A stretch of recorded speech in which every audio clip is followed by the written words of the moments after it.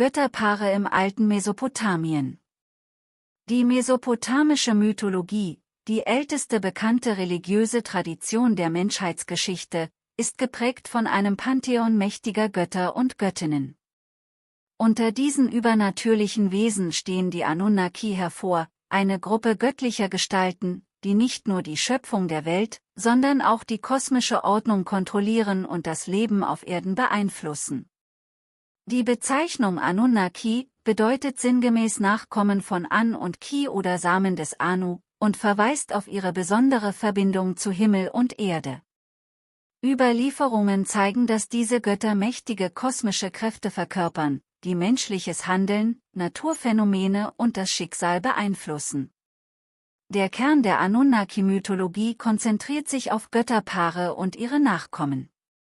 Diese Familienstrukturen sind entscheidend, um die Hierarchie und Dynamik des gesamten Pantheons zu verstehen.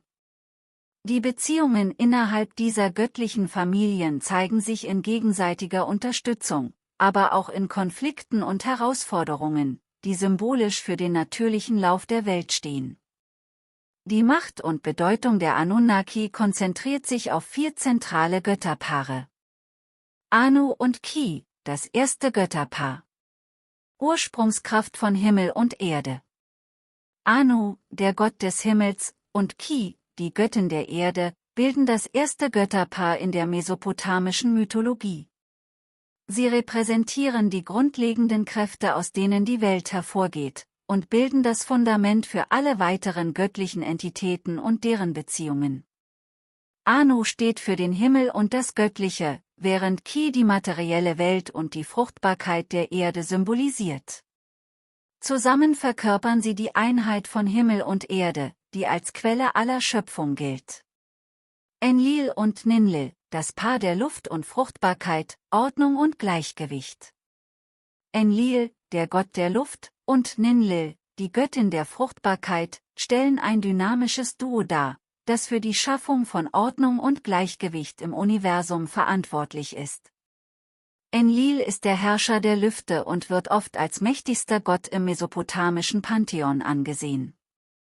Ninlil ergänzt seine Kraft durch ihre Rolle als Fruchtbarkeitsgöttin, die den Lebenszyklus und die Erneuerung der Natur symbolisiert. Gemeinsam sind sie für die harmonische Interaktion zwischen den Elementen verantwortlich, die das Leben auf der Erde ermöglicht. Enki und Ninhursag, Götter des Wassers und der Fruchtbarkeit, Verkörperung von Leben und Heilung. Enki, der Gott des Wassers und der Weisheit, und Ninhursag, die Erdgöttin und Beschützerin der Fruchtbarkeit, bilden ein weiteres zentrales Götterpaar. Enki, bekannt für seine Schöpfungsfähigkeit und sein Wissen, sorgt durch die Wasserressourcen für das Gedeihen der Natur. Ninhursag hingegen steht für die Erde, die das Leben nährt und erhält. Gemeinsam repräsentieren sie den Kreislauf des Lebens, die Heilung und die Verbindung zwischen Wasser und Erde, 2 essentielle Elemente für das florierende Ökosystem. Nanna, Sin, und Ningal, die Bindeglieder zwischen den Elementen und der Menschheit. Nanna, auch bekannt als Sin, und seine Gemahlin Ningal sind ein bedeutendes Götterpaar im mesopotamischen Pantheon. Nanna, der Mondgott, symbolisiert den Rhythmus der Zeit und die Zyklen des Lebens, während Ningal, die Göttin der Fruchtbarkeit, die Verbindung zur Erde und zum Ackerbau darstellt. Ihre Kinder und Nachkommen stehen als Bindeglieder zwischen den Elementen und der Menschheit und tragen durch ihre eigenen Rollen zur Aufrechterhaltung der natürlichen Ordnung und des Gleichgewichts im Kosmos bei. Die Mythen um die Anunnaki umfassen eine breite Palette von Erzählungen, von der Erschaffung der Welt und der Menschheit bis hin zur Bedeutung der Naturkräfte. Die Götterpaare bilden dabei eine komplexe kosmische Hierarchie, in der jeder eine bestimmte Rolle erfüllt. Durch die Beziehungen der Götterpaare wird symbolisch die Balance und Wechselwirkung zwischen verschiedenen Natur- und Himmelskräften dargestellt. Anu und Ki.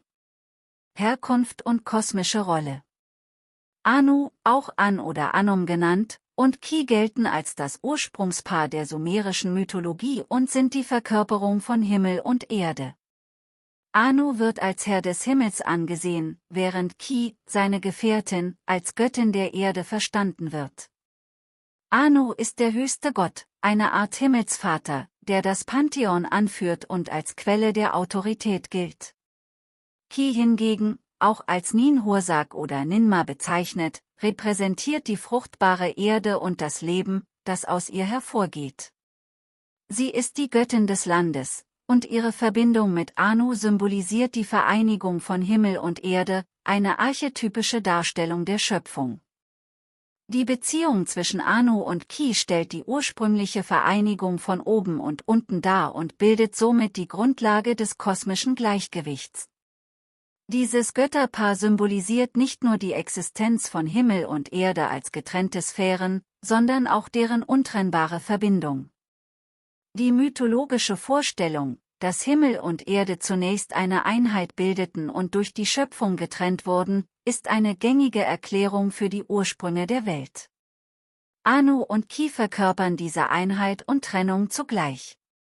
In den Darstellungen wird Anu oft als eine ferne, unerreichbare Gottheit beschrieben. Er residiert im höchsten Himmelsbereich und greift nur selten in das irdische Geschehen ein.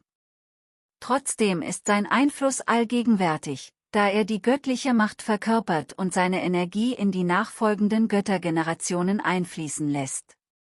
Ki hingegen hat eine direkte Verbindung zur Erde und den Menschen. Ihr Einfluss zeigt sich in der Fruchtbarkeit und im Wachstum der Erde, und sie wird oft als mütterliche Figur angesehen, die das Leben erhält und fördert. Ihre Beziehung und deren Ausdruck in Mythologie und Ritual. Die Verbindung zwischen Anu und Ki wird nicht als eine romantische oder leidenschaftliche Beziehung dargestellt, wie es in späteren mythologischen Erzählungen anderer Kulturen oft vorkommt. Stattdessen symbolisiert ihre Partnerschaft eine harmonische und notwendige Einheit, die das Fundament der gesamten Weltordnung bildet. In der mesopotamischen Kultur wurden die Götterrituale und Feste, die zu Ehren von Anu und Ki gefeiert wurden, oft mit kosmischen und jahreszeitlichen Veränderungen verbunden. In Tempeln wurden Rituale abgehalten, um ihre Anwesenheit auf der Erde zu ehren und ihre Rolle als mächtige Schöpfergötter zu bestätigen. In verschiedenen Mythen wird Anu als allsehender Gott beschrieben, der die Macht besitzt, über die Schicksale sowohl der Götter als auch der Menschen zu entscheiden. Er ist es, der den Göttern Aufgaben zuweist und ihre Positionen im Pantheon bestimmt. Ki hingegen ist als Göttin die nährende Kraft, die das Leben auf der Erde ermöglicht und erhält. Ihre Aufgabe ist es, die natürlichen Zyklen zu unterstützen und sicherzustellen, dass die Erde fruchtbar bleibt. Die Verehrung dieser beiden Götter in Kombination zeigt die Bedeutung der Balance zwischen Himmelsmächten und irdischer Fruchtbarkeit. Nachkommen und Einfluss auf die zweite Göttergeneration. Die Nachkommen von Anu und Ki spielen eine zentrale Rolle im mesopotamischen Pantheon. Enlil und Enki sind die bekanntesten Kinder dieses göttlichen Paares und symbolisieren zwei wesentliche Aspekte der Schöpfung und der Natur. Enlil, der Gott der Luft und des Windes, wird oft als der dominante und energische Sohn dargestellt, während Enki als Gott des Wassers und der Weisheit eher eine unterstützende Rolle einnimmt. Enlil, als der Sohn von Anu und Ki übernimmt Enlil die Aufgabe, die Weltordnung zu überwachen und aufrechtzuerhalten. Er steht in enger Verbindung zu seinem Vater Anu, da er durch ihn die göttliche Macht und das Wissen über die kosmische Ordnung erlangt hat. Seine Stellung ist jedoch ambivalent, da er sowohl als gnädiger Beschützer als auch als strafender Gott auftritt, der Mensch und Natur gleichermaßen beeinflusst. Der zweite bedeutende Sohn, Enki, wird als der Gott der Weisheit und der Schöpfung angesehen. Er ist der Vermittler zwischen den Göttern und der Menschheit und wird oft als Erfinder und Beschützer dargestellt. Durch seine Mutter Ki hat Enki eine besondere Verbindung zur Erde und zu den natürlichen Ressourcen. Er bringt den Menschen Wissen und Technologien, die ihnen helfen, sich in der Welt zurechtzufinden. Die Rolle von Anu und Ki in Bezug auf ihre Kinder zeigt sich durch die Weitergabe von Macht und Verantwortung. Während Anu als Himmelsvater eine eher distanzierte Rolle einnimmt und durch seine Söhne handelt, ist Ki direkt mit der Erde und deren Fruchtbarkeit verbunden und überträgt diese Eigenschaft auf Enki, der die Ressourcen der Erde schützt und den Menschen hilft, sich ihrer zu bedienen. Die Nachkommen von Anu und Ki spiegeln daher die duale Natur ihrer Eltern wider. Enlil steht für den autoritären, übergeordneten Himmel, während Enki die schützende, lebensspendende Kraft der Erde repräsentiert. Enlil und Ninlil. Enlil und Ninlil, Herkunft und kosmologische Bedeutung. Enlil ist einer der mächtigsten Götter der sumerischen Mythologie und der Sohn des Himmelspaars Anu und Ki.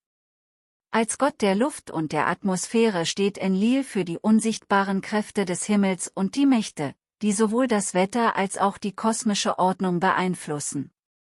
Er gilt als Herr der Stürme und des Windes und übernimmt im Pantheon eine führende Rolle, die direkt unter der seines Vaters Anu angesiedelt ist. In seiner Funktion kontrolliert er die Übergänge zwischen Himmel und Erde und steht sinnbildlich für das Element Luft, das Leben, Bewegung und Veränderung ermöglicht. Ninlil, die Gefährtin von Enlil, ist die Göttin der Fruchtbarkeit und ebenfalls eng mit der Natur und dem Kreislauf des Lebens verbunden. Ihre Funktion als Fruchtbarkeitsgöttin macht sie zur Hüterin des irdischen Lebens, und sie sorgt dafür, dass die Welt durch Wachstum und Erneuerung gedeihen kann. Ninlil wird manchmal als Inkarnation der Erdgöttin angesehen, da sie das Leben auf der Erde in Form von Pflanzen, Ernte und Fruchtbarkeit repräsentiert. Ihre Verbindung mit Enlil symbolisiert die Einheit von Himmel und Erde, eine kosmische Paarung, die das Gleichgewicht in der Natur fördert.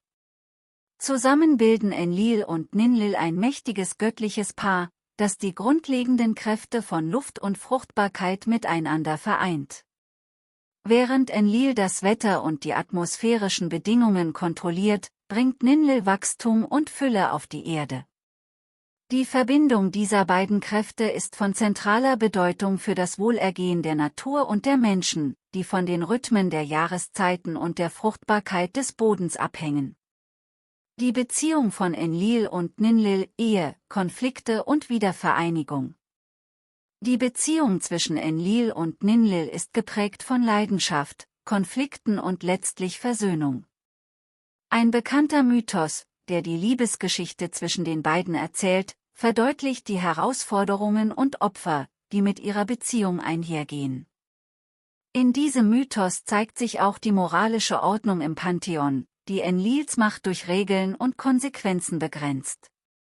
Der Mythos Enlil und Ninlil beschreibt, wie Enlil Ninlil begegnet und ihr näherkommen möchte. Obwohl Ninlil Gefühle für ihn hat, mahnt die Göttin Ninhursag, eine Wächterin der göttlichen Ordnung, zur Vorsicht. Doch Enlil, von Verlangen getrieben, lässt sich nicht abhalten und nähert sich Ninlil trotz dieser Warnung. Daraufhin wird Enlil für sein Verhalten von den anderen Göttern in die Unterwelt, den sogenannten Kur, verbannt. Diese Verbannung symbolisiert eine Art göttlicher Strafe und zeigt, dass selbst der mächtige Enlil den Regeln und Ordnungen des Pantheons unterliegt. Trotz der Verbannung Enlils folgt ihm Ninlil in die Unterwelt, was ihre tiefe Bindung und Loyalität zu ihm zeigt. In der Unterwelt begegnen sich Enlil und Ninlil mehrfach, und bei jedem Zusammentreffen wird ein Kind geboren, das sowohl die Götterlinie als auch die Beziehung zwischen Himmel und Erde stärkt. Dieser Zyklus von Trennung und Wiedervereinigung symbolisiert den Kreislauf von Verlust und Erneuerung und unterstreicht die Unzertrennlichkeit von Enlil und Ninlil als göttliches Paar.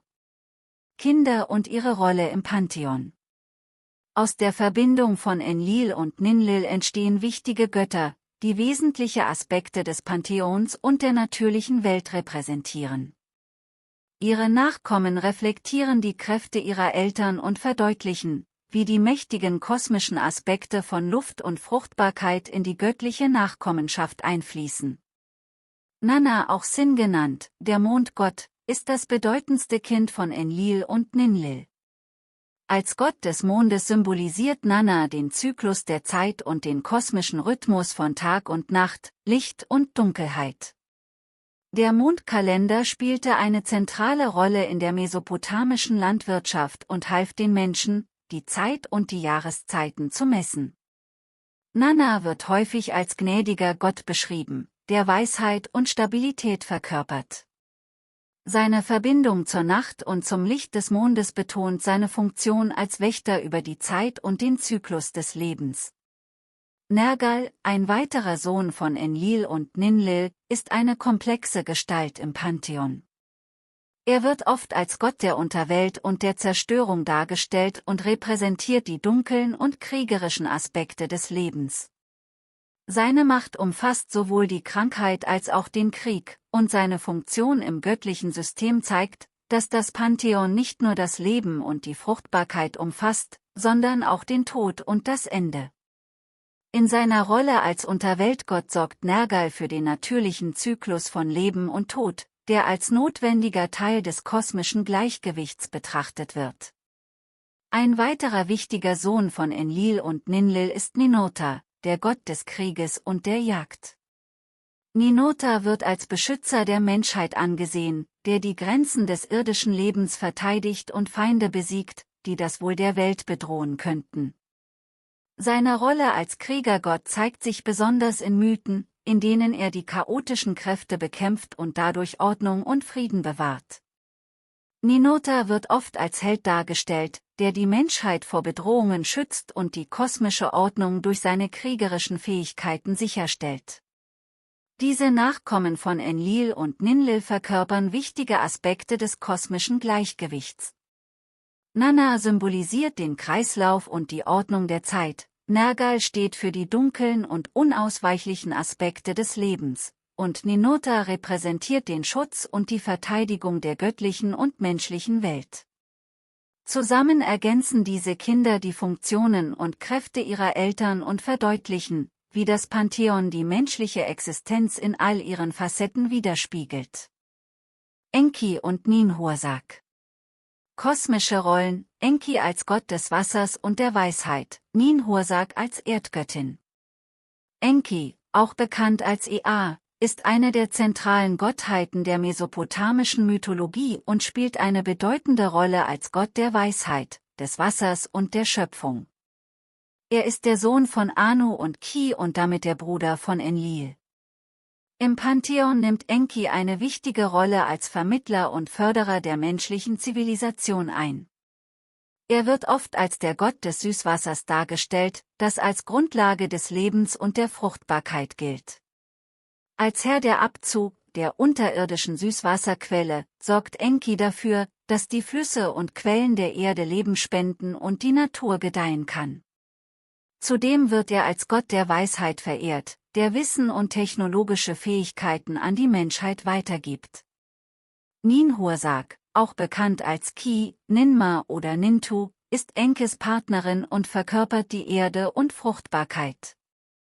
Sie ist die Göttin des Bodens und des Ackerbaus und wird oft als Mutter der Götter bezeichnet, da sie in der mesopotamischen Mythologie häufig als Geburtshelferin oder als direkte Schöpferin des Lebens auftritt. Ihre Rolle ist eng mit der Fortpflanzung und dem Wachstum auf der Erde verbunden, und sie gilt als Beschützerin der Natur. Gemeinsam mit Enki bildet Ninhursag ein mächtiges Paar, das die Einheit von Wasser und Erde symbolisiert, zwei Elemente, die für das Leben und die Fruchtbarkeit unerlässlich sind. Diese Verbindung ist auch in den Mythen zu finden, in denen sie gemeinsam handeln, um die Schöpfung und Erhaltung des Lebens sicherzustellen. Enki wird häufig mit Fischen assoziiert, was seine Verbindung zu den Wasserressourcen weiter verdeutlicht. Er wird auch als Schöpfer des Menschen in einigen Mythen erwähnt, was seine zentrale Rolle in der mesopotamischen Schöpfungsgeschichte unterstreicht. Die komplexe Beziehung von Enki und Ninhursag. Die Beziehung zwischen Enki und Ninhursag ist geprägt von einem dynamischen Wechselspiel aus Kooperation, Konflikt und Versöhnung. In mehreren Mythen wird beschrieben, wie Enki und Ninhursag zusammenarbeiten, um das Leben zu erschaffen und die Natur zu bewahren, doch es gibt auch Geschichten, die auf Spannungen zwischen ihnen hinweisen. Ein bekannter Mythos, der die Beziehung zwischen Enki und Ninhursag beleuchtet, ist der Mythos von Dilmun. Dilmun wird als eine paradiesische Region beschrieben, in der Krankheit und Tod nicht existieren und die Natur in vollkommener Harmonie blüht. In diesem Mythos sorgt Enki für die Bewässerung des Landes, sodass Dilmun zur fruchtbaren Oase wird, in der Ninhursag Leben schafft. Gemeinsam bringen sie die Vegetation und das Leben in die Region und sorgen so für Fruchtbarkeit und Wohlstand. Der Mythos nimmt jedoch eine Wendung, als Enki selbstherrlich von bestimmten Pflanzen ist, die Ninhursag erschaffen hat. Dieser Verstoß gegen die göttliche Ordnung führt dazu, dass Enki an mehreren Körperstellen erkrankt. Ninhursag ist zunächst verärgert über Enkis Unachtsamkeit, doch sie wird schließlich seine Heilerin, indem sie für jeden betroffenen Körperteil eine neue Gottheit schafft, um ihn zu heilen. Diese Handlung zeigt nicht nur ihre Rolle als Lebensbringerin, sondern auch als diejenige, die Heilung und Versöhnung bringen kann. Der Mythos von Enki und Ninhursag zeigt die Komplexität ihrer Beziehung, die durch Konflikt, aber auch durch Heilung und eine tiefe, untrennbare Bindung geprägt ist. Durch diesen Zyklus von Vergehen und Wiedergutmachung wird die Einheit von Enki und Ninhursag gestärkt, und ihre Rolle als Schöpfer und Erhalter des Lebens wird noch deutlicher. Ihre Verbindung symbolisiert das Prinzip, dass Leben nicht nur durch Schöpfung, sondern auch durch Wiederherstellung und Heilung erhalten bleibt. Diese Dynamik reflektiert die Balance zwischen menschlichem Handeln und der natürlichen Ordnung. Nachkommen und ihre Bedeutung für die göttliche und menschliche Welt. Die Nachkommen von Enki und Ninhursag spielen wichtige Rollen im Pantheon und sind bedeutend für die mesopotamische Religion und Kultur. Ihre Kinder und Nachfahren repräsentieren unterschiedliche Aspekte der Schöpfung und des Lebens, die Enki und Ninhursag in die Welt brachten. Hier sind die wichtigsten Nachkommen dieses göttlichen Paares. Ningal ist die Tochter von Enki und Ninhursag und eine bedeutende Göttin, die als Gemahlin von Nanna, auch Sin genannt, dem Mondgott, verehrt wird. Sie ist die Mutter von Utu, Sonnengott, und Inanna, auch Ishtar genannt. Durch ihre Rolle als Mondgöttin ist Ningal eng mit dem Zyklus der Zeit und den Nachtphasen verbunden, und sie wird für die Fruchtbarkeit und den Kreislauf des Lebens verehrt. Ihre Funktion als Mondgöttin unterstreicht die Bedeutung des Himmels für die landwirtschaftlichen Zyklen und das menschliche Leben. Marduk, der Sohn von Enki, spielt eine bedeutende Rolle, besonders im babylonischen Pantheon, wo er als Gott von Babylon verehrt wird. In der Erzählung des Enuma Elish, des babylonischen Schöpfungsmythos, wird Marduk als der Held dargestellt, der das Chaos bekämpft und die Weltordnung etabliert. Er besiegt Tiamat, das Ursprungschaos, und wird dadurch zum obersten Gott des babylonischen Pantheons erhoben. Marduk verkörpert die Stärke und Weisheit seines Vaters Enki und wird als Schutzgott der Stadt Babylon hoch verehrt. Durch ihn manifestiert sich Enkis Wissen und Schöpfungskraft in Form von Gerechtigkeit und Ordnung auf Erden. Diese Nachkommen verdeutlichen, wie die schöpferische und weise Natur von Enki in die nächste Generation übertragen wird, während die fruchtbare, lebenspendende Kraft von Ninhursag ebenfalls in ihren Nachkommen weiterlebt. Ihre Kinder übernehmen jeweils einzigartige Aufgaben, die den Fortbestand und die Weiterentwicklung der göttlichen Ordnung sicherstellen.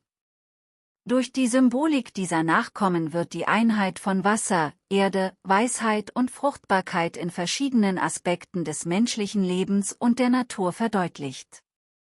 Damit haben wir die Dynamik der Beziehung zwischen Enki und Ninhursag sowie die Bedeutung ihrer Nachkommen behandelt. Diese Nachkommen erweitern die schöpferischen, heilenden und lebenspendenden Kräfte ihrer Eltern und führen ihre Funktionen in unterschiedlichen Aspekten weiter. Nanna, Sin und Ningal. Kosmische Rollen: Nanna als Mondgott und Ningal als Göttin der Fruchtbarkeit. Nanna, auch bekannt als Sin, ist eine der zentralen Gottheiten der mesopotamischen Mythologie und spielt eine bedeutende Rolle als Gott des Mondes. Er ist der Sohn des Himmelsgottes Anu und der Erdgöttin Ki und wird oft als die männliche Verkörperung des Mondlichts betrachtet. Nanna wird mit dem Licht, der Zeit und den Zyklen in Verbindung gebracht und gilt als der Herrscher der Nacht. Seine Mondphasen sind von großer Bedeutung für die landwirtschaftlichen Praktiken und das menschliche Leben, da sie den Rhythmus der Jahreszeiten beeinflussen. Nanna wird häufig mit einem Halbmond dargestellt, was seine Identität als Mondgott symbolisiert. Ningal ist Nannas Gemahlin und eine wichtige Göttin, die als Göttin der Fruchtbarkeit und des Ackerbaus verehrt wird. Sie wird oft als Mutter dargestellt, die das Wachstum und die Fortpflanzung auf der Erde unterstützt. Ihre Rolle in der mesopotamischen Mythologie ist eng mit der Natur und der Erzeugung von Leben verbunden.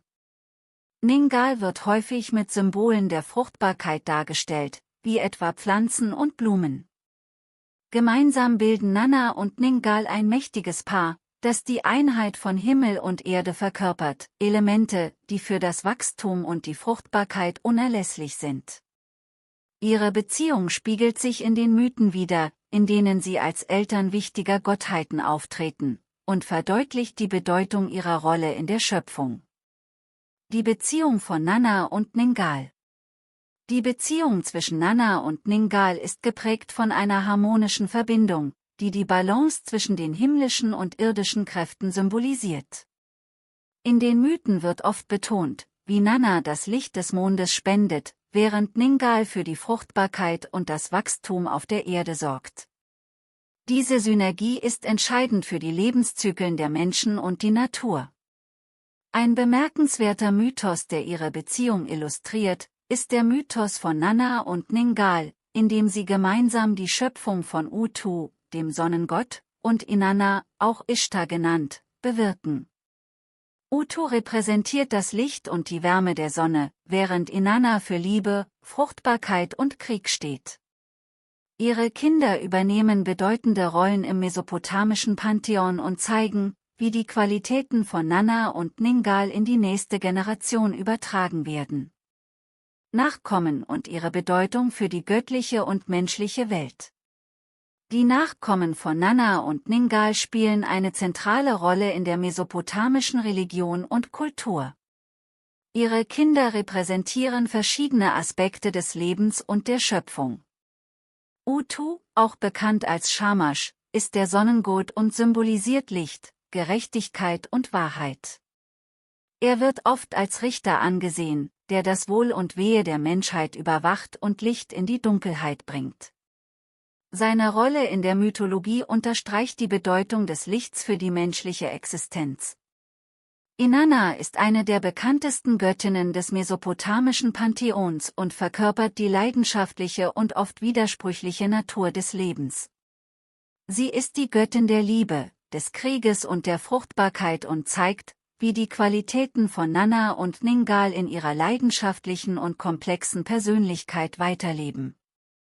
Inanna ist die Enkelin von Enki und ist eine der bekanntesten und mächtigsten Göttinnen des mesopotamischen Pantheons. Inanna stiehlt in einem berühmten Mythos die Me von Enki, göttliche Kräfte, die das Wissen und die Ordnung der Zivilisation repräsentieren. Diese Handlung zeigt die dynamische Beziehung zwischen den Göttern und den Generationenwechsel im Pantheon. Inanna bringt diese Me zurück nach Uruk, ihrer Stadt, und etabliert so ihre eigene Machtbasis und Bedeutung für die menschliche Kultur.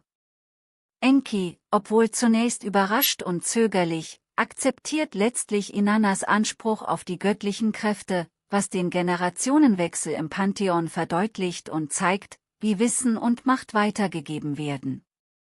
Durch ihre Kinder wird die schöpferische Kraft von Nanna und Ningal in der mesopotamischen Mythologie lebendig, wobei jede Gottheit einzigartige Aspekte des Lebens verkörpert.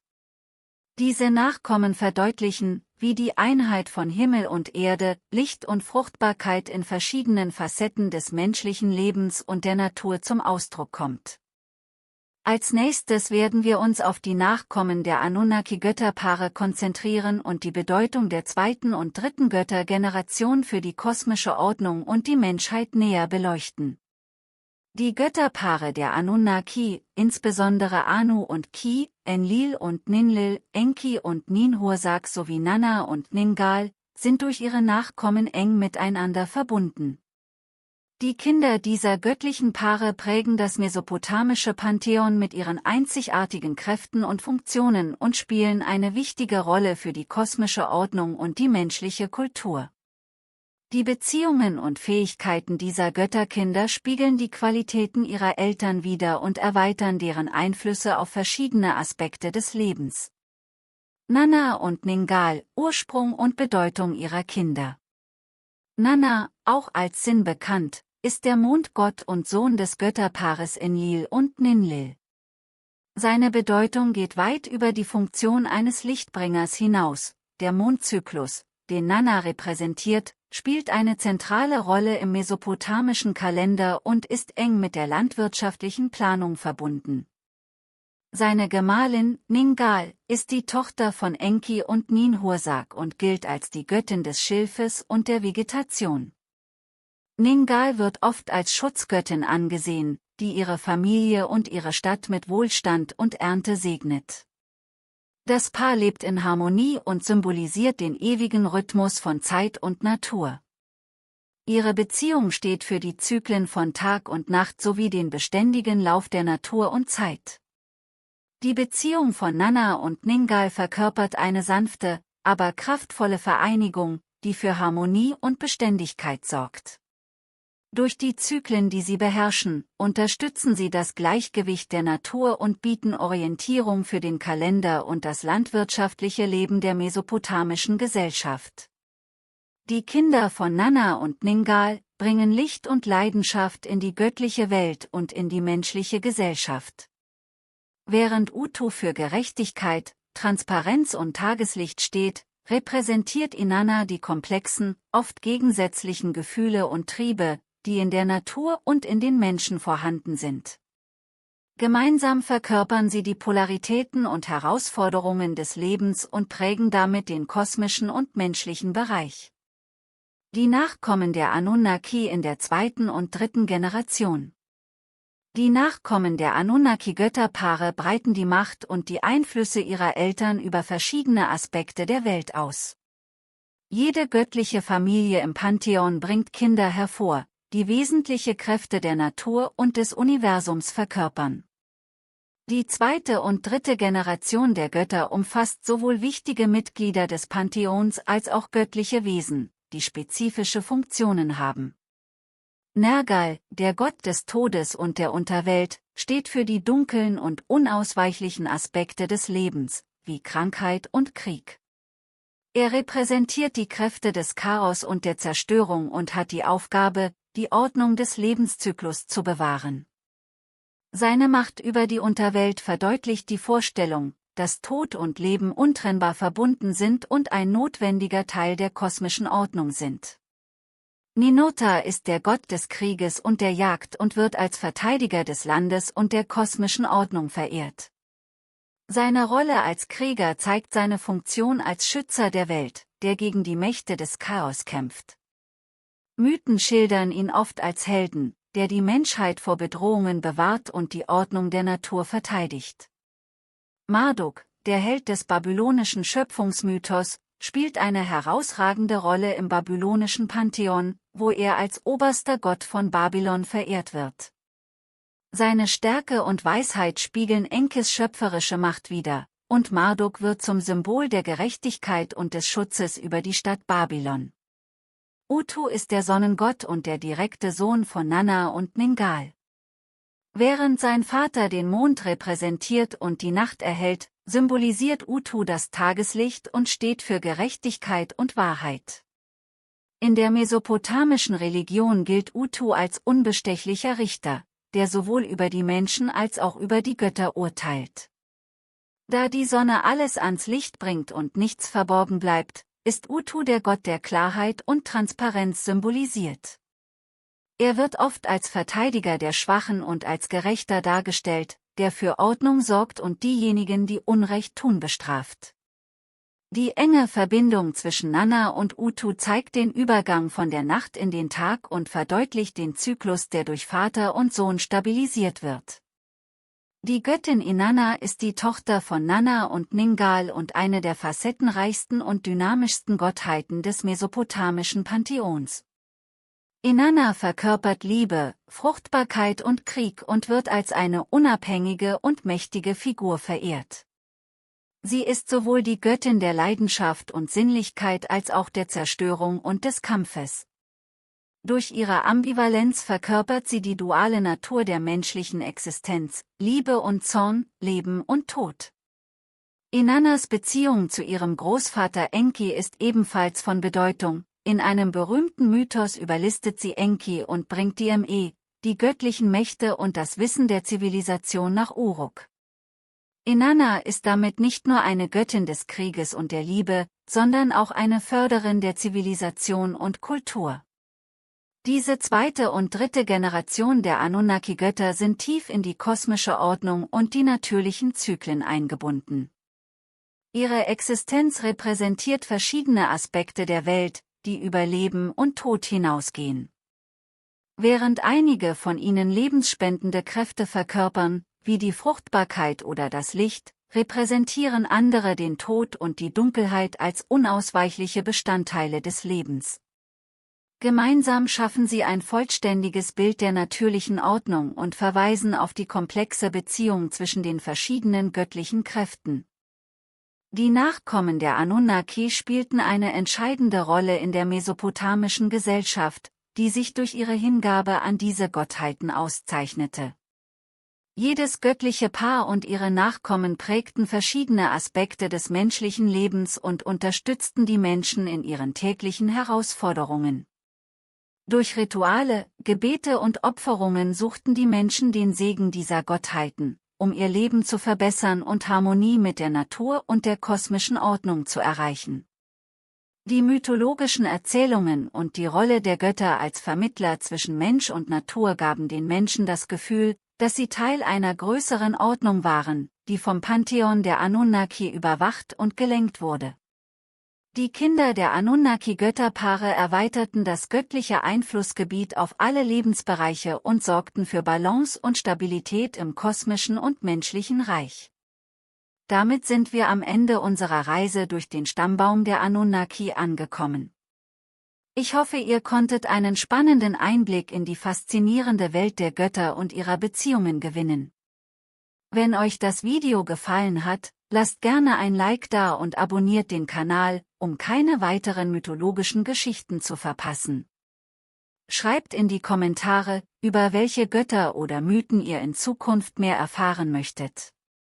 Danke fürs Zuschauen und bis zum nächsten Mal auf unserer Reise durch die Mythen der Welt.